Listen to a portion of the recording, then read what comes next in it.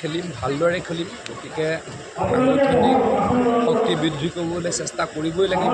ৰাষ্ট্ৰীয় চিত্ৰাংগত আমাৰ সংগঠন শক্তিশালী আৰু শক্তিশালী কৰিবলৈ যিমান পাৰোঁ চেষ্টা চলাম।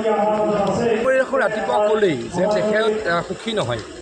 হাইকোৰ্টক আমি অসন্মান কৰিব নোৱাৰোঁ, কিন্তু মুখ্যমন্ত্ৰী ডাঙৰীয়া হাইকোৰ্টৰ ৰায়দানত বা ৰায়ত সুখী নহয় বুলি কৈছে। চৰকাৰৰ কৰিব লগা তাত একো নাই, কিন্তু মুখ্যমন্ত্ৰী ডাঙৰীয়া এইটোও লগে লগে কৈছে যে আমি পুনৰ আপিল কৰিম।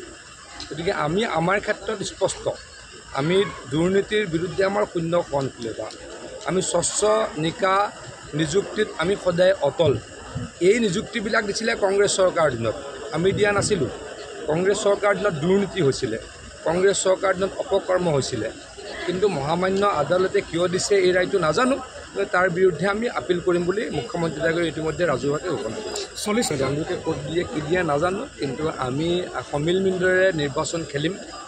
আমি সমিল মিলেৰে সকলোৰে লগত, আমাৰ যিহেতু ৰিজনেল পাৰ্টি ইয়াত কেইবাটাও আছে, তেখেতলোকৰ লগত সমিল মিলেৰে বন্ধুত্বপূৰ্ণভাৱে ইলেকশ্যন খেলিম। কাকো গালি নিদিয়াকৈ ইলেকশ্যন খেলিবলৈকে চেষ্টা চলাম।